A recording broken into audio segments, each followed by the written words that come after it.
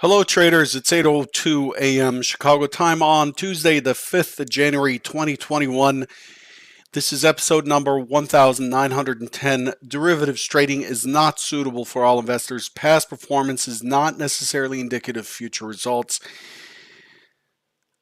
I hope you all didn't get hurt too badly in yesterday's big drop. And those of you who did well, good for you.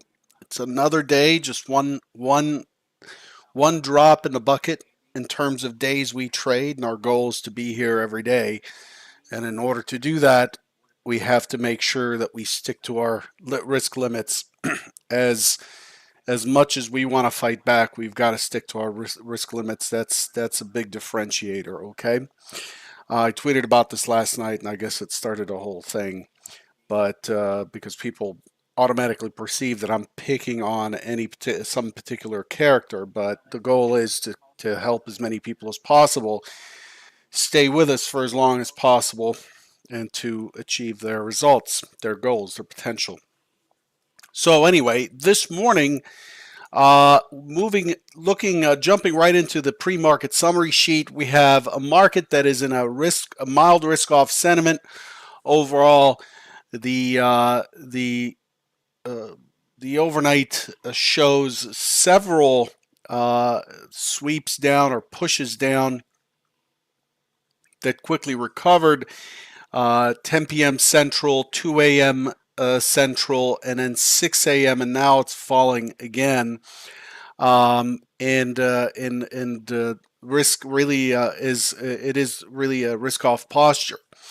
So things have sold off a little bit since this sheet was updated at 7:50 Central, 8:50 Eastern.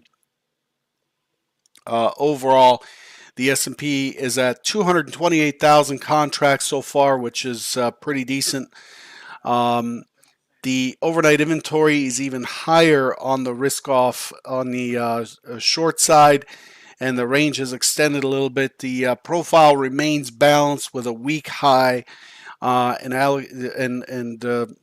are moving into safety assets. Although we see the 30-year and the 10-year not moving higher, money's moving into metals, and we see that currencies are making a move out of the dollar. So this is where we stand today.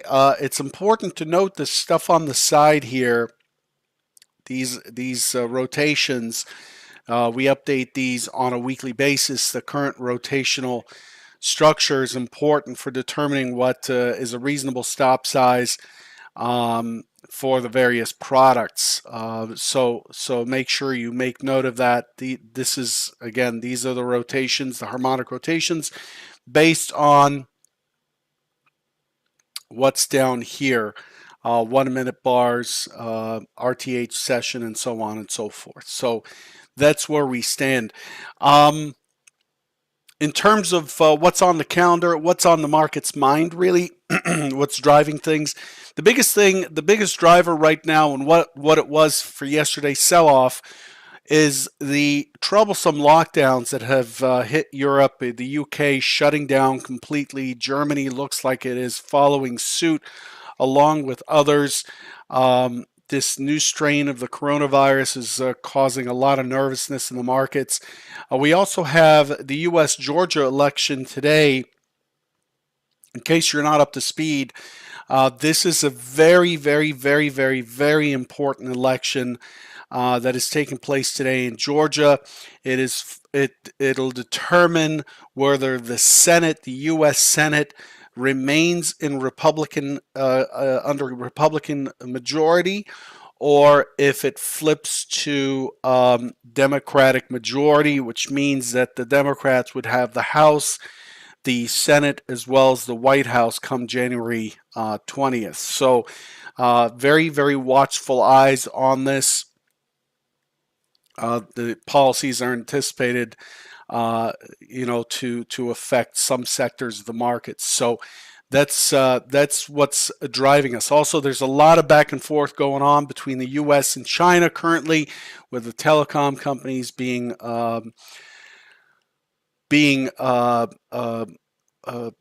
There's a crackdown on firms from China that are linked to China's military, and China's reciprocating, and so on and so forth. So that's what we've got that's playing around. Today, in terms of scheduled events, ISM Manufacturing comes out at 10 Eastern, Feds Evans and Williams at 3:45 Eastern, API crude stock comes in at 4:30, and Caixin Services PMI comes in at 8:45 p.m. Today. Let's take a look at what we expected today versus yesterday versus what we got. Yesterday, we talked about how the market was breaking higher or opening in a gap at an all-time high, and I discussed the probability of a sell-off, at least partially, on the open. I discussed the play on Delta, the fact that Delta was not participating to the upside as the market is rallying. I showed that in the let's see, I showed it in here.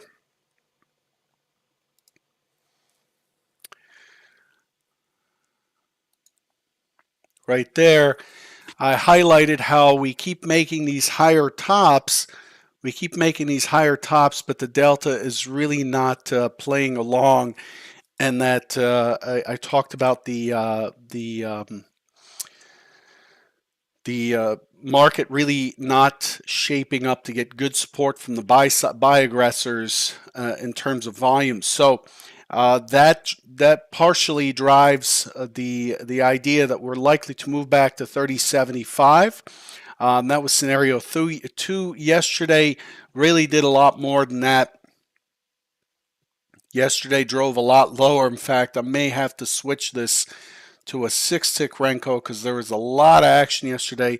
Yesterday had the highest number of rotations that we've seen in some time, in at least a month and a half or so, or 30 sessions.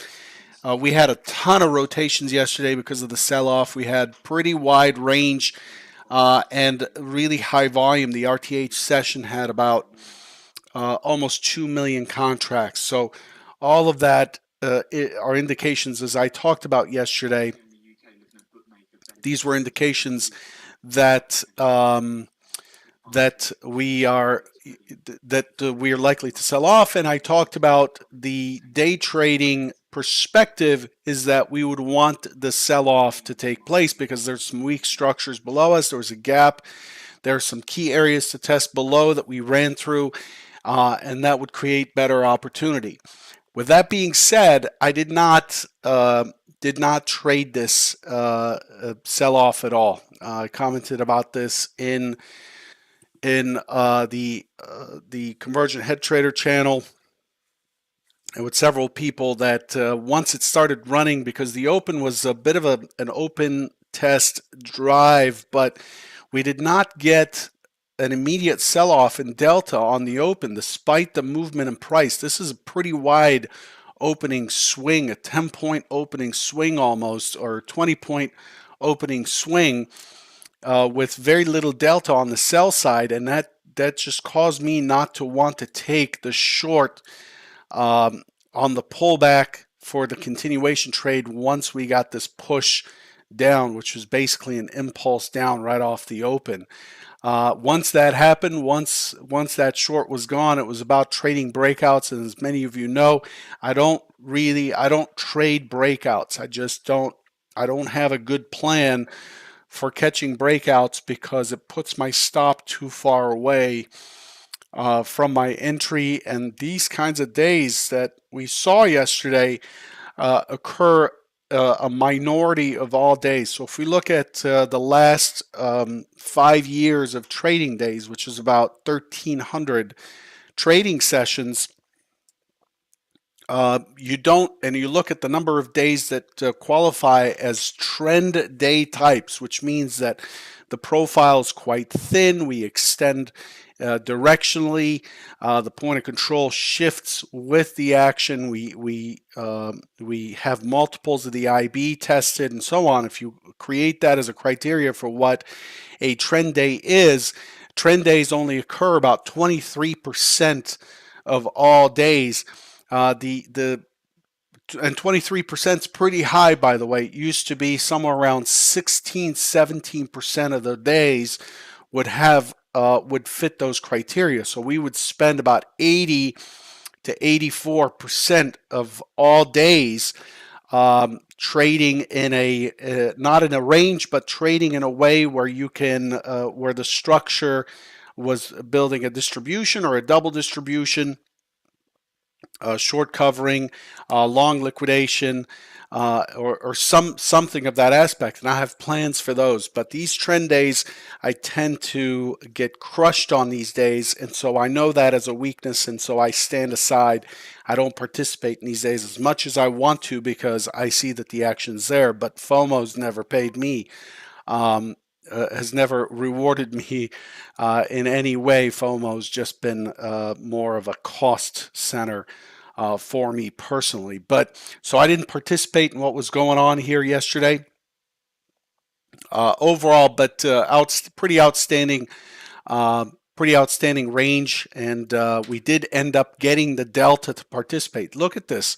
As the market was falling, the delta was going up. And then we finally, once we broke through the IB and we finally got this largest impulse of the day right here, then the sellers really started coming in. This was the UK, the British announcement on lockdowns by the UK Prime Minister. And then from there, really, the delta did not recover. It kept staying below the zero line and kept participating with price. As the market rallied, you could see that it came back to the zero line, which would be the open in terms of price. So as this thing dropped, there was still some interest in some buying because it did not really trend down the same way price did. And so anyway, it's tough. These days are tough. For me personally, I know that they're a weakness, and so I tend to stand aside. In either case, even if I took something in this day, I'm going to respect the daily loss limit and step aside because I'm not willing to give up multiple days of returns on just one day. There's just no way to sustain that. So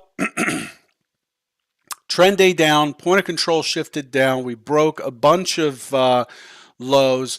One-time framing on the daily is clearly broken to the downside, and we clearly broke through last week's low, and last week's low was 37.1450.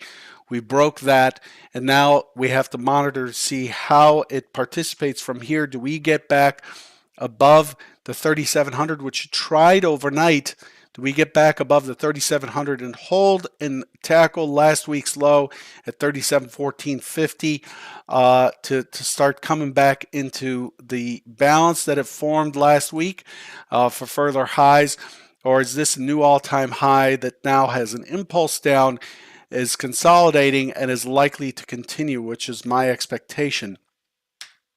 The expectation is I'm looking for this to extend lower. Since yesterday, we closed below 3 Vola Sigma on the 3 Vola Sigma band on the closing price, which gives us an extremely unusual day to the downside. And generally, we don't bounce right off of these.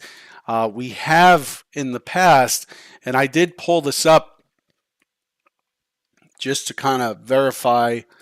This is the SPX since the low of 2009, and you know how it's participating. You can see that it's not uncommon for this thing to sell off pretty strong and just come right back the next day.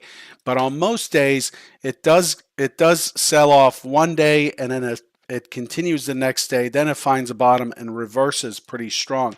We're still The other thing to glean from this chart is we're still in a pretty strong uptrend, and have been for some time, 11 years now. We're still really in a bull market making new all-time highs. I mean, yesterday was a new all-time high day, and I know a bunch of bears come out when we have these wide-ranging days to the sell side. But let's not get carried away here. This is just a blip Really, not much has been given up. If we zoom in, this is the SPX. If we zoom in, yes, we have a wide-ranging day here, but there isn't all that much that has been given up, right? There's still the overall trend is intact when you look at the higher time frames. So anyway, 240,000 traded. Um, we are holding below. You could see from yesterday this big area here, which happens to coincide with the 3700, 3702 single print from yesterday. This is the line in the sand, the LIS for today. If it if it gets above here and starts to see some wider rotations, expanding rotations to the upside versus the downside, especially if we get some delta participation. Now imagine that if it starts to push above 3,700, we would get strong delta participation on the buy side. If it does, it could run up the flagpole here pretty quick. We have several single prints from yesterday that we can target, and it brings us back into balance in that 37 30 75. This is the balance point from last week right there, 30 37 30 75. So what I'm saying is the biggest play, and what's nice about days like yesterday, trend days, double distribution days, is they create a lot of clear structure for us to work with. And what I'm saying is if the market, which put in a weak high at this low volume node right here, this is a really weak high, multiple tests on this high, quite a bit of volume, no taper at all. It's quite a blunt high. So what I'm saying is if we push through the 3700 and tackle this overnight high with expanding rotations and expanding delta, I'm going to be looking to get long, and the targets for the long are 37.1450. The next zone up is 23.26, and then it brings us, and then the key target becomes this 30.75. That'll be the balance point that the market will probably move to for equilibrium once it does break higher. Okay, so that's the scenario for breaking higher. What is the scenario for breaking lower? The scenario for breaking lower, we did come into this high volume node on the composite yesterday, which has a stock zone, which we kind of poked through before we started to rally up. We talked about this in the Head Trader channel that it looked to me like a higher low was put in against a key area, and we're likely to, and I cautioned shorts at that point to back off of the short idea after this low, and that ended up pushing us back up above.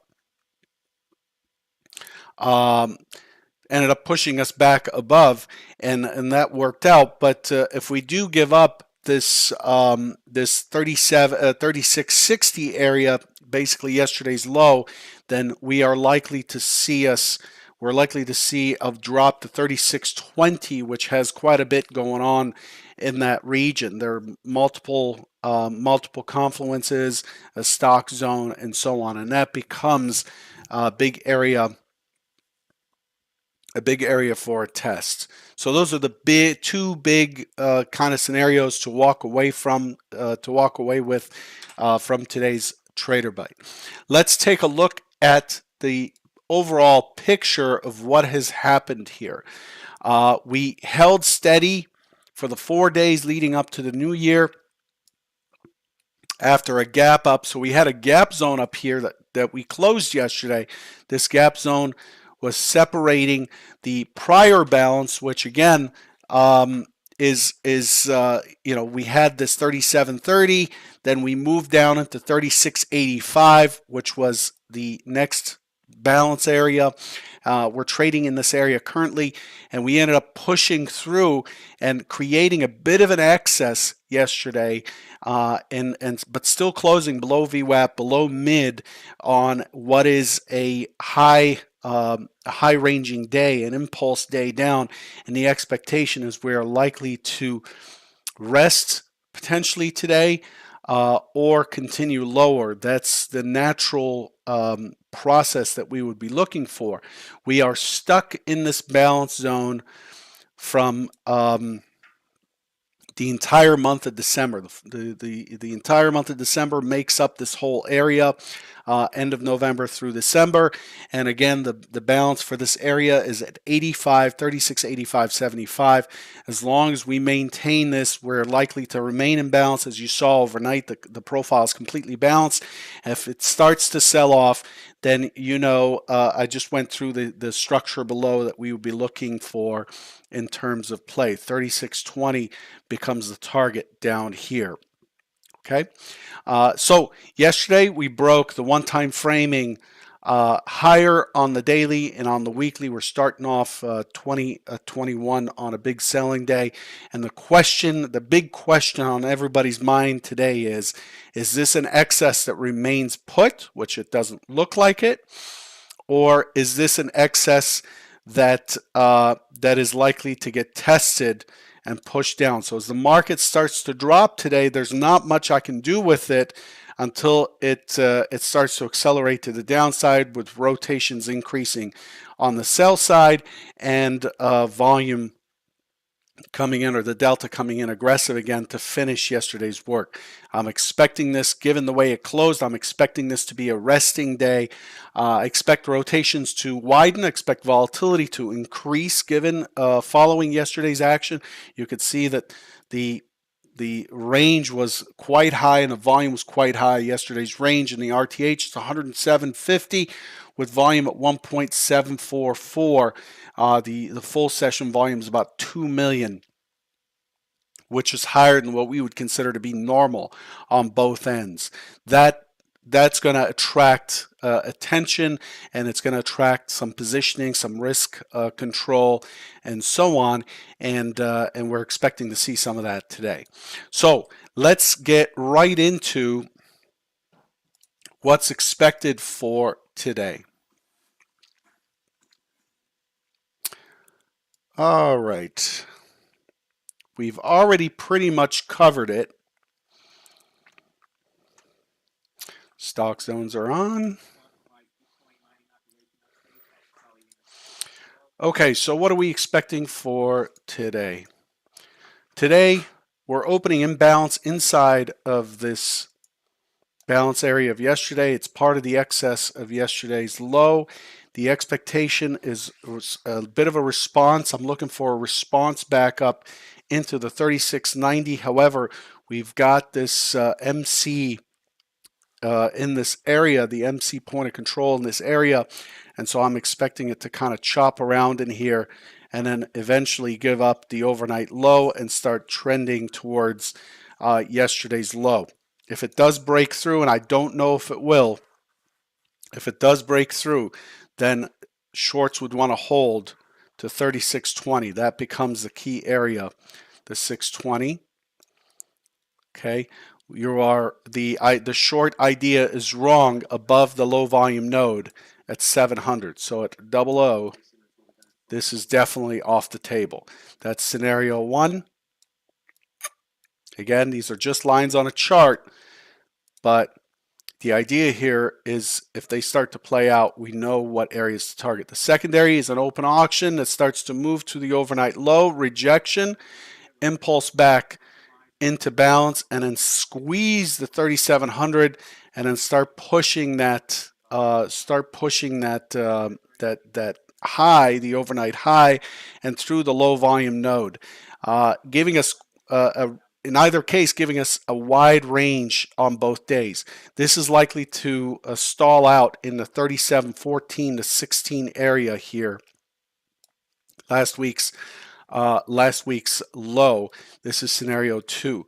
Scenario 3, given that we had a trend day, scenario 3 is an open test drive, consolidate, push the high, and then accelerate and start to accelerate towards the balance from before at 30.